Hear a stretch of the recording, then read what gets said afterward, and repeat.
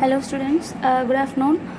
Today we will see the new topic offer. We know already what I mean by offer. The offer means it is also known as proposal. Here a person who make the offer is called offerer or proposer. Here the person who takes or accept the offer is called offeree or proposee. Here offer means it is the expression of willingness. Okay, it is the expression of willingness by one party. By one party means here offerer to another party. To another party is here offeree. The offerer enter into an agreement, okay, by stating the terms. Okay, stating the terms means the offerer, while making an agreement, he should explain about the subject matter of business dealings to the offeree, and then without any compulsion, the offeree or acceptor convey their assent to the offerer. Okay, when the acceptor convey his acceptance to the offerer, that offer plus acceptance is going to be a agreement. Okay, that agreement should be a valid one, otherwise it cannot go into the next stage of contract. So offer அப்படின்னா என்ன சொல்கிறாங்கன்னா, ரெண்டு பேர் இருப்பாங்க. யார் offer கொடுக்குறாங்களோ, யார் proposal கொடுக்குறாங்களோ அவங்க தான் வந்து ஆஃபரர் ஆர் ப்ரப்போசர். யாருக்கு கொடுக்குறாங்களோ அவங்க தான் அக்செப்டார் ஆர் ஆஃபரி. ஸோ அவங்க என்ன பண்ணணும், ஆஃபரர் அந்த பிஸ்னஸ் டீலிங்ஸை பற்றி எல்லாமே சொல்லி ஒரு ஆஃபர் அந்த கொடுக்குறப்போ அந்த ஆஃபர் என்ன பண்ணணும் அப்படின்னா, யாரும் அவங்கள கம்பல் பண்ணாமல் அவங்களே வந்து ஃப்ரீ கன்சென்ட் கொடுக்கணும், சம்மதிக்கணும். ஓகே, நீங்கள் சொன்ன ஆஃபருக்கு நான் அக்செப்ட் பண்ணுறேன் அப்படின்னு ஒத்துக்கிட்டால் மட்டும்தான் அந்த ஆஃபரும் அக்செப்டன்ஸும் சேர்ந்தால் மட்டும்தான் அது அக்ரிமெண்ட் அப்படிங்கிற ஒரு ஸ்டேஜுக்கு போகும். I will tell you one example. A say to B, will you buy my car for ₹80,000. A என்ன பண்ணுறாங்க, பி கிட்ட கேட்குறாங்க, என்னோட காரை 80,000க்கு உங்களால் வாங்கிக்க முடியுமா? ஸோ இதுதான் வந்து offer. A gives offer to B. Okay, if B says yes, the offer is accepted. Okay, B என்ன சொல்கிறாங்க, ஓகே நீங்கள் சொன்ன மாதிரி நான் 80,000க்கு உங்கள் காரை வாங்கிக்கிறேன் அப்படின்னு சொல்லிட்டாங்க அப்படின்னா அக்செப்ட் பண்ணிட்டாங்க அப்படின்னு அர்த்தம். ஸோ அக்செப்ட் பண்ணிட்டாங்க அப்படின்னா அது அக்ரிமெண்ட் ஆயிடுச்சு. ஸோ அது எந்த ஒரு இல்லீகல் அக்ரிமெண்ட்டும் இல்லை, அது ஒரு வேலிடான லீகல் அக்ரிமெண்ட்.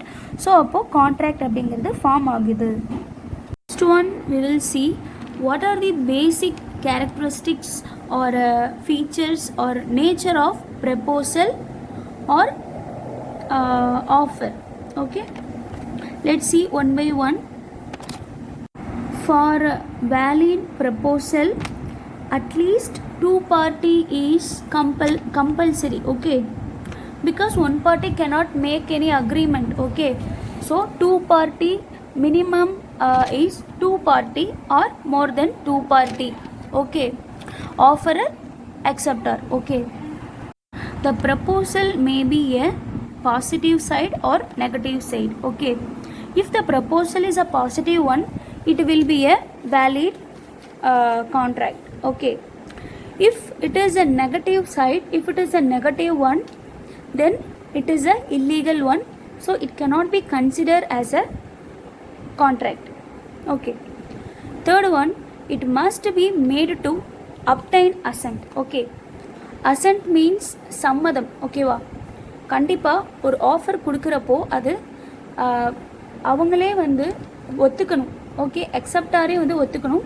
அந்த ஆஃபர் வந்து கம்பல் பண்ணக்கூடாது ஆஃபரையே.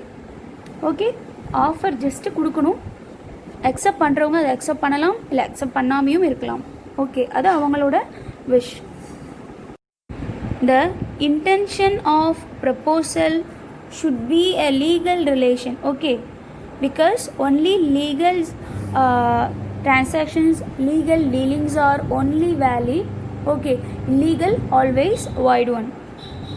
Fifth one, it must be communicated, yes, because the offerer should communicate about his offer and he should explain about his business dealings, okay, about subject matters to the acceptor, okay, then only the acceptor understand the business dealings and convey his acceptance. Okay, the offer may be implied or express. Next characteristics of proposal is it must be definite. Here definite means the offerer while giving the proposal he should giving the possible offer only. Okay, he should not make any impossible offer to the offeree. If we do like this, the offer is considered to be a invalid one. Next one, T and C. Here T and C means terms and conditions. While the offerer made proposal to the offeree, he should properly and clearly explain the subject matters and terms and conditions to the offeree. Okay, if the offerer did not communicate properly or if he hide anything while making the offer, then that offer is invalid. Okay, it should not bind other party to reply. It means the offer should not compel anybody, right? It should be a free consent by the acceptor. Okay, no offer should compel the acceptor. If it is like if a offer is compelled a person to accept, it is not a valid agreement or not valid contract. Okay, so the offerer should not compel a acceptor for accept his offer. Next one, tender may be standing offer. Okay, here standing offer means it is one of the offer. Okay, it is one of the type of offer. This offer allowed to remain open for acceptance over a period of time. I will tell you an example. A offer to supply 500 bags of rice from 1st January to 30th June, which means 6 months. So the offer is open till 6 months. The acceptor can accept the offer within the 6 months. Okay, this is a standing offer. So these are the basic characteristics of offer or proposal. So the offerer while making the offer he should follow these rules. Okay, otherwise it will be considered to be an invalid one. Next topic, essentials and the legal rules for a valid offer. So அப்படின்னா என்னென்னா ஒரு offer வேலிடாக இருக்கணும் அப்படின்னா அது என்னென்ன legal rules are essential ரூல்ஸை கண்டிப்பாக follow பண்ணணும். ஸோ எதெல்லாம் ஃபாலோ பண்ணுனா அது ஒரு வேலிட் ஆஃபராக இருக்க முடியும். ஸோ இது எல்லாத்தையும் நம்ம ஃபாலோ பண்ணல அப்படின்னா கண்டிப்பாக அது இன்வேலிட் ஆஃபராக தான் இருக்கும். ஸோ இன்வேலிட் ஆஃபர் அப்படிங்கிறது கண்டிப்பாக ஒரு அக்ரிமெண்ட்டாகவும் போக முடியாது, நெக்ஸ்ட்டு கான்ட்ராக்ட் அப்படிங்கிற ஸ்டேஜுக்கும் போகிறதுக்கு எந்த ஒரு சான்ஸும் கிடையாது. First one in the legal rules of valid offer is the offer must be communicated to the offeree. So அப்படின்னா என்ன, ஒரு ஆஃபரர் கண்டிப்பாக அந்த ஆஃபரை ஆஃபரி கிட்ட கம்யூனிகேட் பண்ணணும். இது கன்ஃபியூஸ் பண்ணிக்காதீங்க. ஆஃபரர் அப்படின்னா யார் ப்ரப்போசல் பண்ணுறாங்களோ அவங்க, ஆஃபரி அப்படிங்கிறவங்க அக்செப்ட் பண்ணுறவங்க. Okay, so the offerer should clearly communicated about the subject matters and business dealings to the offeree. Okay, after that the offeree analysis and understand the offer and then he convey his assent, and the assent should be a free consent. Okay, I will tell you example, then you will be very clear about what is offer must be communicated to the offering. Okay, so A இருக்காங்க. Okay, ஏவோட nephew அப்படின்னா யாருன்னா a son of one's brother or sister.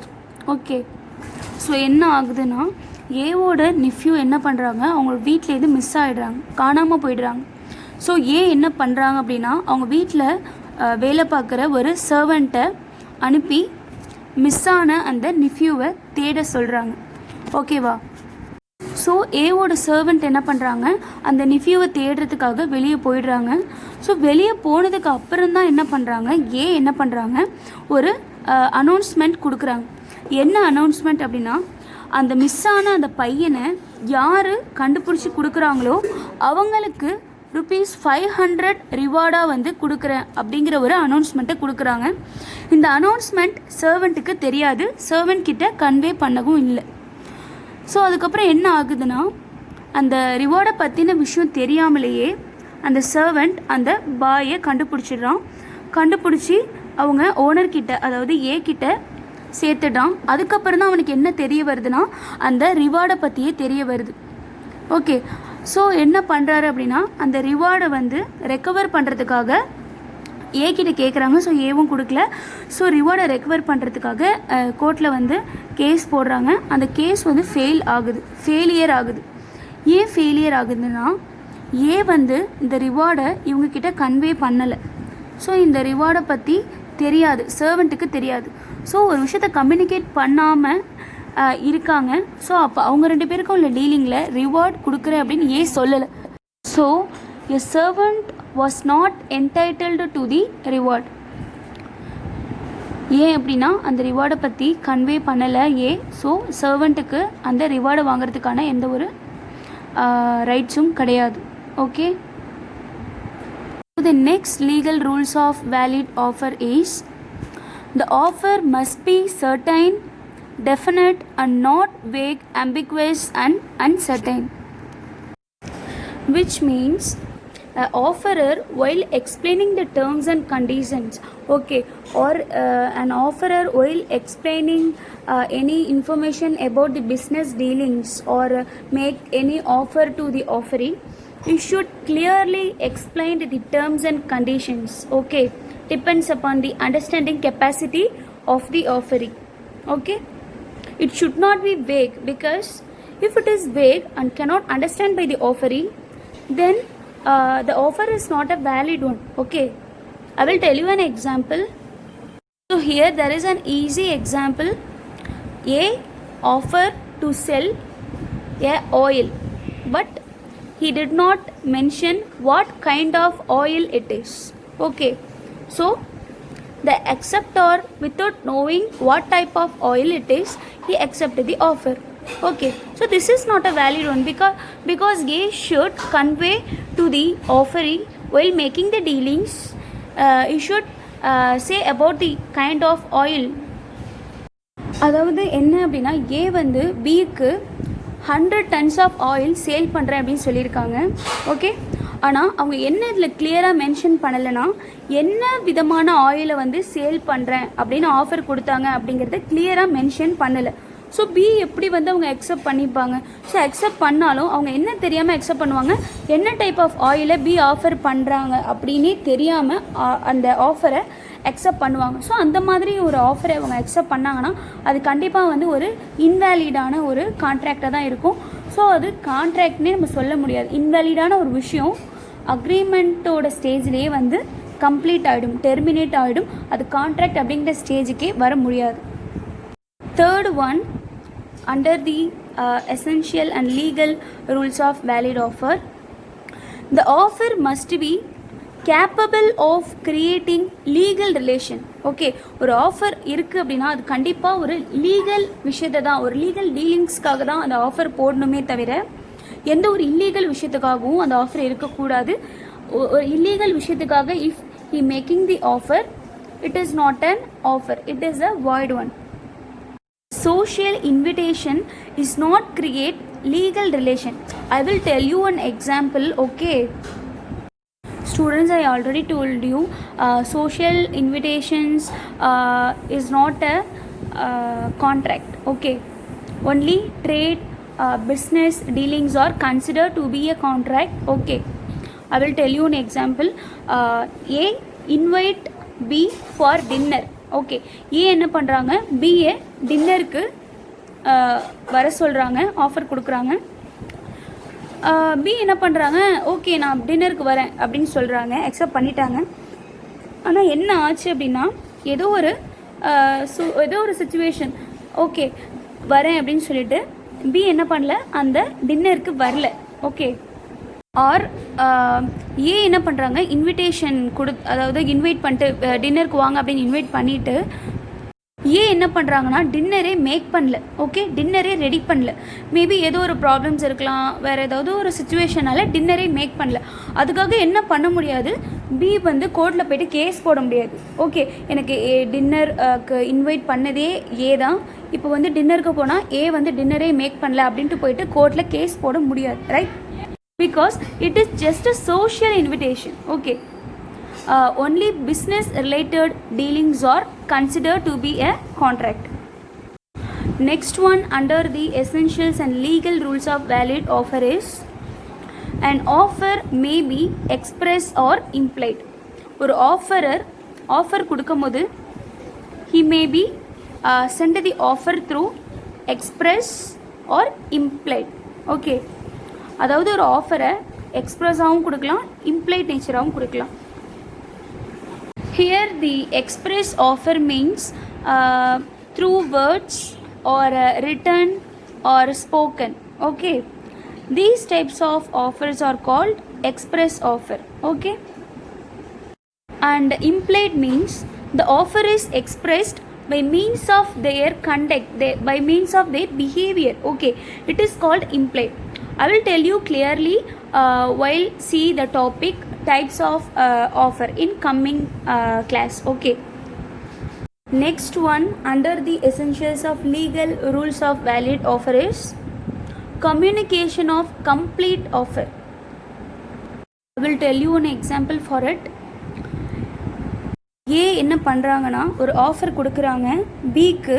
என்ன ஆஃபர்னா, நான் என்னோட பெண்ணை 1000 rupeesக்கு உனக்கு sale பண்ணுறேன் அப்படின்னு ஏ ஆஃபர் கொடுக்குறாங்க. ஓகே, பி என்ன ரிப்ளை பண்ணுறாங்கன்னா, நான் அந்த பெண்ணுக்கு ஒன்லி 950 rupees கொடுக்குறேன் அப்படிங்கிறாங்க. ஓகே, 50 மைனஸ் பண்ணிக்கிட்டு நான் 950 கொடுக்குறேன் அப்படின்னு சொல்கிறாங்க.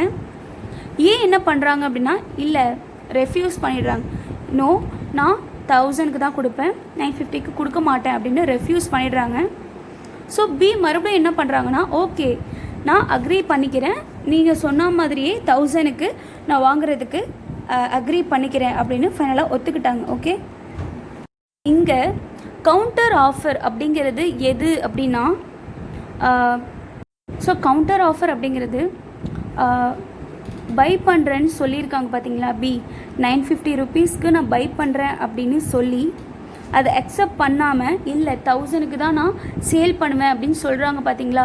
ஸோ அந்த ரெஃப்யூஸில் தான் 950க்கு அக்செப்ட் பண்ணுறதுக்கு கேட்டு ஏ வந்து நான் 1000க்கு தான் தருவேன் அப்படின்னு சொல்கிறாங்க பார்த்தீங்களா. So this is counter offer. ஒரு ஆஃபரை கொடுத்து பி வந்து அதை அக்செப்ட் பண்ணாமல் அவங்க ஒரு ஆஃபரை கொடுக்குறாங்க பார்த்தீங்களா 950 அப்படின்னு. ஸோ அதுதான் வந்து counter offer. Okay, so rejection of the offer of A. ஏவோட ஆஃபரை ஃபஸ்ட்டு ரிஜெக்ட் பண்ணிவிட்டு 950க்கு கேட்டிருக்காங்க. ஓகேவா, ஸோ இதுதான் கவுண்டர் ஆஃபர். அதுக்கப்புறம் தான் சப்சிக்வெண்ட் மீன்ஸ் ஃபாலோயிங். ஓகே, அதுக்கப்புறம் செகண்டாக தான் என்ன பண்ணியிருக்காங்க, அக்செப்ட் பண்ணுறாங்க. பி என்ன அக்செப்ட் பண்ணுறாங்கன்னா, ஓகே நீங்கள் சொன்ன மாதிரி நான் 1000க்கே வந்து வாங்கிக்கிறேன் அப்படின்னு ஒரு ஆஃபரை வந்து பி மறுபடியும் ஏக்கு கொடுக்குறாங்க. Okay, sixth one, counter offer. I already told you what do you mean by counter offer. A counter offer means amount of rejection of the original offer. So என்ன அப்படின்னா, ஒரிஜினல் ஆஃபரை வந்து ரிஜெக்ட் பண்ணுறது தான் counter offer. So அது முன்னாடியே சொன்னது தான். ஏ ஒரு ஆஃபர் கொடுத்தாங்க, பி என்ன பண்ணாங்க, ஃபஸ்ட்டு அதை ரிஜெக்ட் பண்ணிட்டாங்க. ஓகே, அதுக்கப்புறம் செகண்டாக என்ன பண்ணுறாங்க, பி வந்து ஏக்கு ஒரு ஆஃபரை ஓகே நான் வாங்கிக்கிறேன்னு சொல்லிட்டு கொடுக்குறாங்க பார்த்தீங்களா. So this is called the counter offer. Next one, cross offer don't conclude a contract. So cross offer அப்படின்னா என்னென்னா, when two party okay make an identical offer அப்படின்னு என்னென்னா ரெண்டு பார்ட்டியுமே ஏவும் பியும் ஒரே ஆஃபரை அவங்களுக்கே தெரியாமல் கொடுக்கறது. ஏ பிக்கு ஒரு ஆஃபர் கொடுப்பாங்க, பிக்கு அது தெரியாமல் அதே ஆஃபரை பி ஏக்கு கொடுப்பாங்க. ஸோ ஒரு எக்ஸாம்பிள் சொல்கிறேன். ஏ என்ன பண்ணுறாங்கன்னா ஒரு லெட்டரை வந்து போஸ்ட் பண்ணுறாங்க பிக்கு. என்னென்னா என்னோடய காரை நான் 50,000க்கு உனக்கு செல் பண்ண விரும்புகிறேன் அப்படின்னு. பி என்ன பண்ணுறாங்க, அது தெரியாமல் அந்த போஸ்ட் அவங்கள வந்து சேர்றதுக்குள்ளே, அந்த லெட்டர் அவங்களுக்கு வந்து சேர்றதுக்குள்ளே பி ஒரு லெட்டரை வந்து ஏக்கு வந்து சென்ட் பண்ணுறாங்க. என்ன லெட்டர்னால், நீங்கள் வச்சுருக்கிற அந்த காரை நான் 50,000க்கு வாங்க விரும்புகிறேன் அப்படின்னு பி ஏக்கு வந்து ஒரு ஆஃபர் கொடுக்குறாங்க. ஸோ இதுதான் வந்து கிராஸ் ஆஃபர் அப்படிங்கிறது. ஓகே, ஸோ இது வந்து ரெண்டு பேருமே ஆஃபர் கொடுக்குறாங்க. இந்த ஆஃபரை வந்து அக்செப்ட் பண்ணால் மட்டும்தான் அது கான்ட்ராக்ட் அப்படிங்கிற ஸ்டேஜுக்கே போகும். ரெண்டு பேரும் கிராஸ் ஆஃபர் கொடுத்துக்கிட்டாங்க அப்படின்னா அது அவங்களோட அக்செப்டன்ஸ் இல்லாமல் டைரெக்டாக கான்ட்ராக்ட் அப்படிங்கிற ஸ்டேஜுக்கு போகாது. Okay, next one, 8th one. An offer must not thrust the burden of acceptance on the offeree. Here acceptance is only valid, okay, only valid when the offerer should properly communicate it about the business dealings and he should properly convey his acceptance to the offerer. Okay, offeree without conveying full free consent or full free assent, okay, he should not accept the offer. Okay, அதாவது என்னென்னா ஒரு offerer acceptance வந்து ஒரு acceptor கொடுக்குறப்போ ப்ராப்பராக வந்து கொடுக்கணும். அதாவது என்னென்னா ஒரு ஆஃபரர் கொடுக்கும் போது ஒன்று அந்த ஆஃபரை அக்செப்ட் பண்ணணும், இல்லைன்னா ரிஜெக்ட் பண்ணணும்.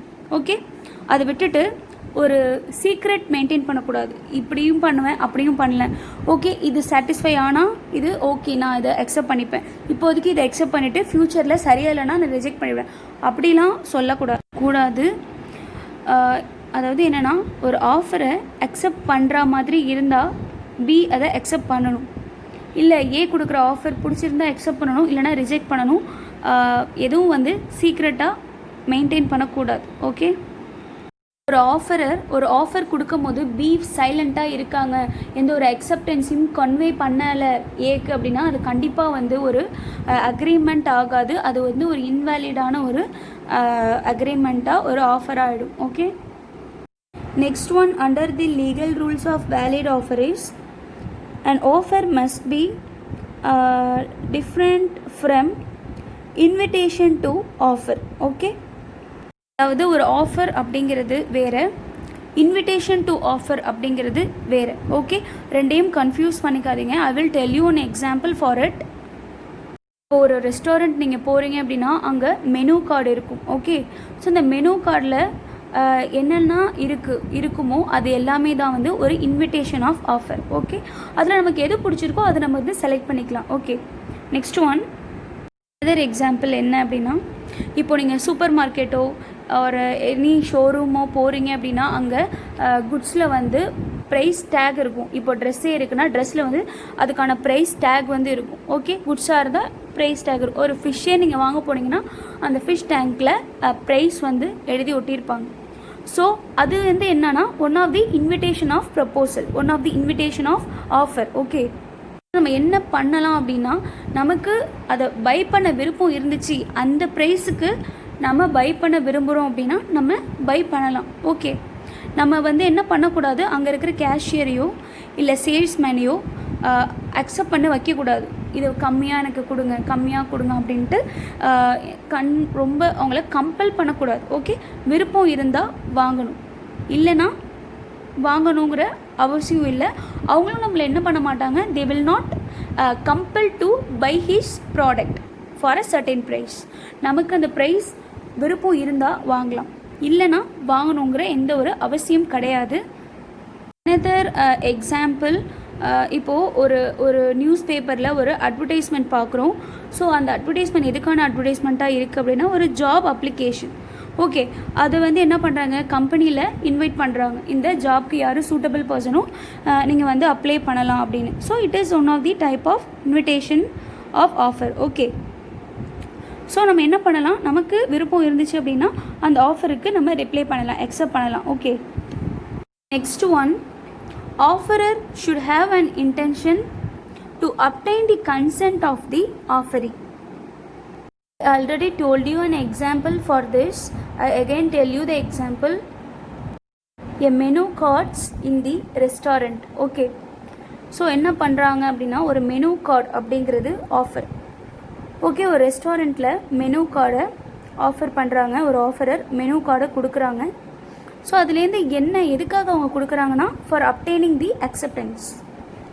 For obtaining the acceptance means இப்போ ஒரு மெனு கார்டு கொடுக்குறோன்னா அவங்களுக்கு எது மெனு பிடிச்சிருக்கோ அந்த ப்ராடக்டை அந்த குட்ஸை ஓகே அவங்க ஆர்டர் பண்ணுவாங்க. ஸோ அவங்க ஆர்டர் பண்ணிட்டாங்க அப்படின்னா அவங்க நம்ம கொடுத்த மெனுவில் ஒன்று அக்செப்ட் பண்ணிட்டாங்க அப்படின்னு அர்த்தம். Okay, next one and last one, an offer to a question is not a offer. Okay, there are two things is there, offer, another one invitation to offer. Two things are different, not the same one. Okay, first one, in offer, show his readiness to enter into a contract, it is called as an offer.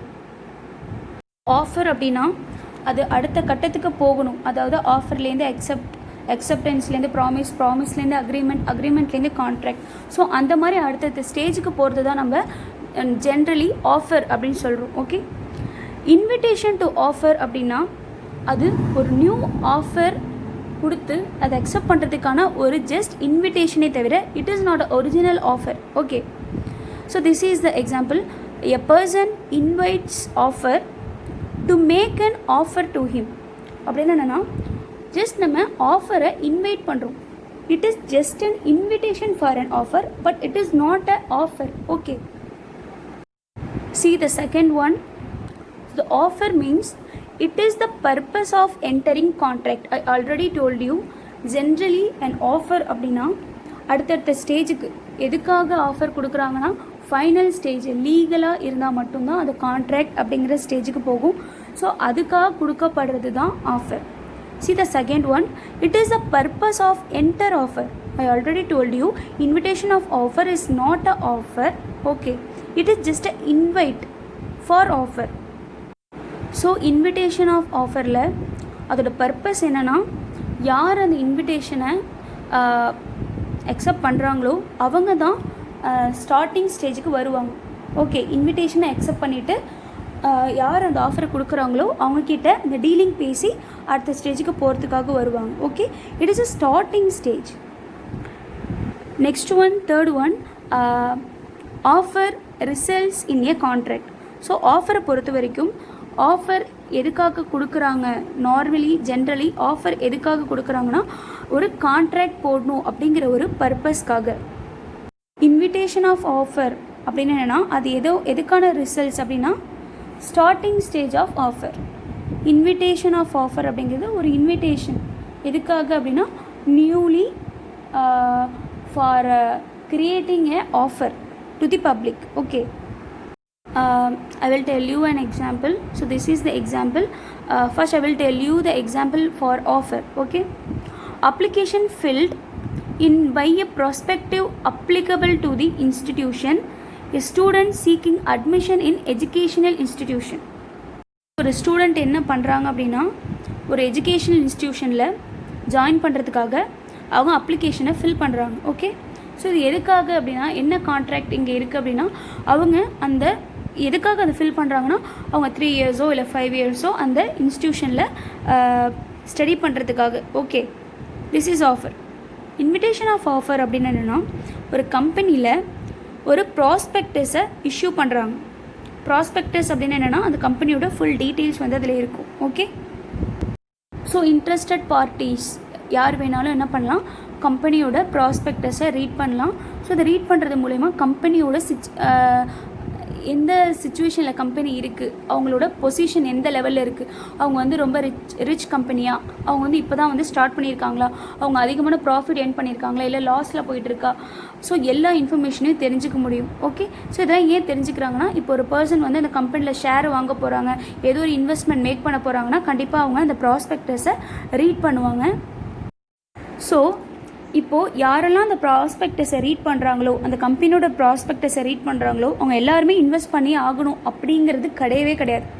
யார் வேணாலும் எந்த கம்பெனியோட prospectus வேணாலும் interested parties தெரிஞ்சுக்கலாம். அதோட position என்னன்னு தெரிஞ்சுக்கிட்டு அதில் எது பெஸ்ட்டுன்னு அவங்களுக்கு தோணுதோ அதை வந்து அவங்க செலக்ட் பண்ணுவாங்க. எது மாதிரினா ஒரு ரெஸ்டாரண்ட்டில் மெனுவை பார்த்து நம்ம செலக்ட் பண்ணுவோம் பார்த்தீங்களா, அதே மாதிரி தான். So this is a invitation to offer. So உங்களுக்கு இப்போ புரிஞ்சிருக்கும்னு நினைக்கிறேன். ஆஃபர் அப்படிங்கிறது ஃபைனல் ஸ்டேஜுக்கு, கான்ட்ராக்ட் அப்படிங்கிற ஸ்டேஜுக்கு ஃபைனல் வரைக்கும் போகிறதுக்கு உள்ளது தான் ஜென்ரல் ஆஃபர்னு சொல்லுவோம். இன்விடேஷன் டு ஆஃபர் அப்படிங்கிறது ஜஸ்ட் ஒரு opening stage for making a offer. Okay students, I hope all of you understand the concept. Have any doubts, please ask me in comment section. Okay students, thank you.